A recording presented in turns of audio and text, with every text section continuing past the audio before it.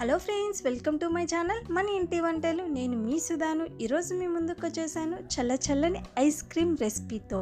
Ice cream అంటే ప్రతి ఒక్కరికి చాలా ఇష్టమైంది బటర్ స్కాచ్ ఐస్ క్రీమ్. ఇంట్లో ఉన్న వాటితోనే చాలా సులభంగా ఇప్పుడు ఈ ఐస్ క్రీమ్ ఎలా చేసుకోవాలో చూసేద్దాం పదండి.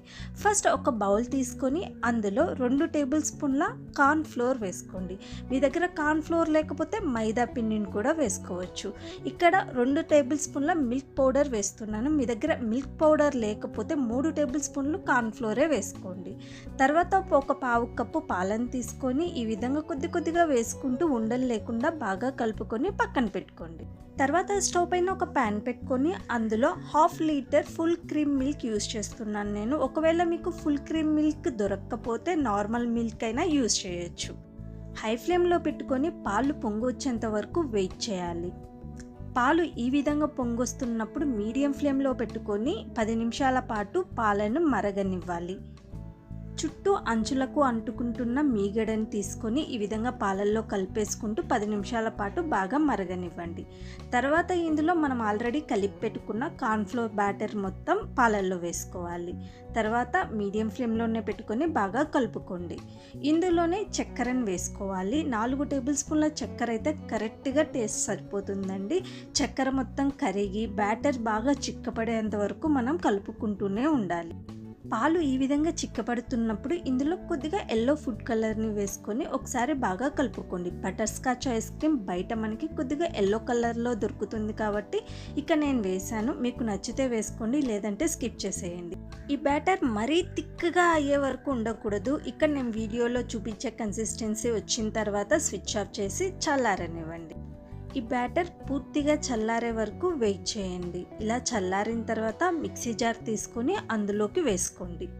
ఒకవేళ మీ దగ్గర హ్యాండ్ బ్లెండర్ ఉంటే ఎంచక్కా హ్యాండ్ బ్లెండర్తో కూడా మీరు బ్లెండ్ చేసుకోవచ్చు.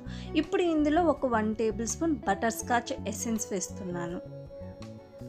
మూత పెట్టేసి ఒక 2 నిమిషాల పాటు బాగా బ్లెండ్ చేసుకోండి.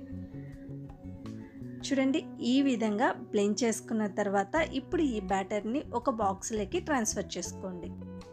ఈ బాక్స్కి పైన ప్లాస్టిక్ కవర్తో కానీ లేదా ఈ విధంగా సిల్వర్ పేపర్తో కానీ మొత్తం కవర్ చేసి మూత పెట్టేసి 2 గంటల పాటు డీప్ ఫ్రిడ్జ్లో పెట్టుకోండి. ఆ లోపు మనము బటర్ స్కాచ్ క్యారమైల్ ఎలా చేసుకోవాలో చూద్దాము. స్టవ్ పైన ప్యాన్ పెట్టుకొని అందులో పావు కప్పు చక్కెరను వేసుకోండి. మీడియం ఫ్లేమ్లో పెట్టుకొని చక్కెర మొత్తం బాగా కరగనివ్వండి. చక్కెర మొత్తం ఈ విధంగా కరిగిన తర్వాత ఇందులో జీడిపప్పుల్ని తీసుకొని సన్నగా కట్ చేసి వేసుకుంటున్నాను. ఇక్కడ 2 టేబుల్ స్పూన్ల జీడిపప్పుల్ని తీసుకున్నాను. వేయించి పొట్టు తీసి పెట్టుకున్న శనక్కాయ పప్పుల్ని 2 టేబుల్ స్పూన్స్ వేసుకొని ఒకసారి బాగా కలుపుకోండి. ఇందులోనే 1 టేబుల్ స్పూన్ బటర్ కూడా వేసుకోండి. నేను ఎడిట్ చేసేటప్పుడు ఆ క్లిప్ మిస్ అయింది, అందుకోసమే చెప్తున్నాను. ఈ విధంగా బాగా కలుపుకున్న తర్వాత స్విచ్ ఆఫ్ చేసేయండి. తర్వాత ఒక ప్లేట్ తీసుకొని దానికి కొద్దిగా నూనెని కానీ నెయ్యిని కానీ అప్లై చేయండి. ఇప్పుడు ఈ ప్లేట్లో మనం రెడీ చేసుకున్న బటర్ స్కాచ్ క్యారమెల్ని మొత్తం వేసుకోవాలి. ఒక గంట సేపు పాటు పక్కన పెట్టుకోండి. గంట సేపు తర్వాత మనకి చెక్కీలాగా రెడీ అయిపోతుంది.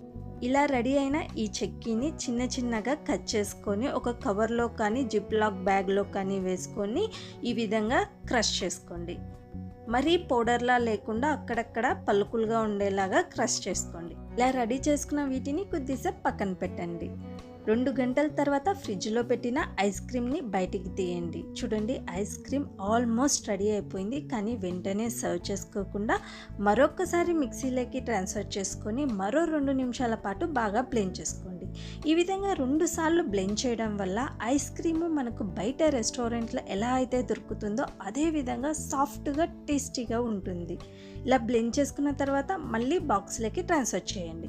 కానీ ఇప్పుడు మధ్యలో మనం రెడీ చేసుకున్న బటర్ స్కాచ్ మిక్స్ను వేసుకోవాలి. మీకు ఎంతైతే నచ్చుతుందో అంత వేసుకోండి.